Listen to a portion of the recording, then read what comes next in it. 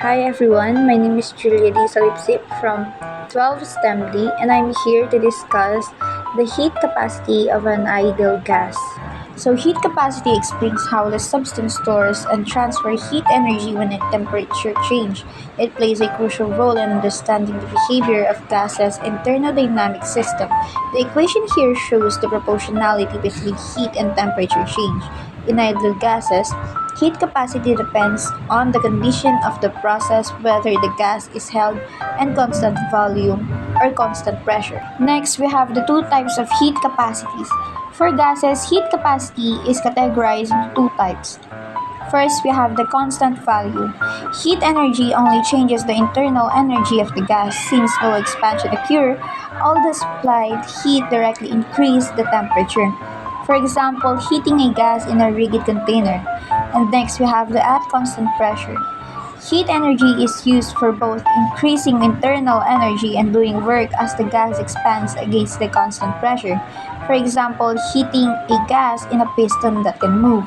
And take note, constant pressure is always larger than constant value because extra heat is required to perform work on a surrounding. And next we have the heat capacity for a monotonic ideal gases. For monotonic ideal gases, their energy is purely translational with a 3 degree of freedom. The relationship between constant pressure and constant value is captured by Meyer's relation. This demonstrates the fundamental difference due to work done during expansion. And now we have the degrees of freedom and heat capacities. Degrees of freedom refers to independent way molecule can store energy. First, we have the translational linear motion in x, y, and z direction, always active. And next, the vibrational oscillations in bond lengths and angles significant at higher temperatures. As you can see at the equations, we have also the examples, which is the monatomic. The F is equals 3, only translational motion. Diatomic is F is equals to 5, includes rotational motion.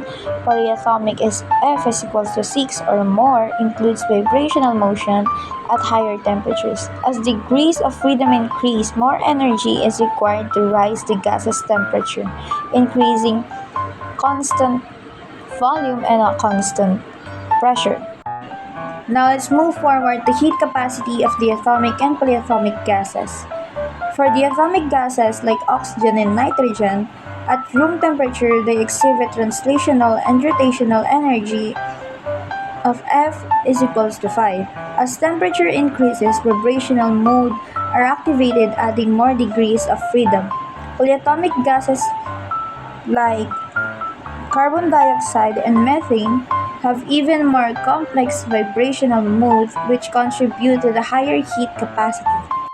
And now we have the graphical representation. The graphical representation visualizes the relationship between the heat capacities, which is constant value and constant pressure, their independence on molecular properties, degrees of freedom, and temperature behavior of various gases.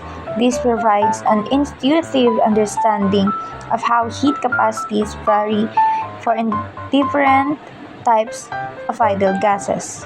And lastly, we have the applications of heat capacity. Heat capacity is critical in the various fields, like thermodynamics, understanding heat exchange during gas expansion and compression, design efficient engines like car engines. And next, we have the atmospheric science.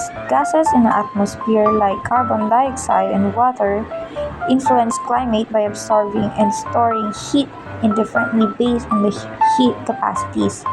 Next is the engineering and material science, used in the design heat-resistant materials and a thermal isolation system.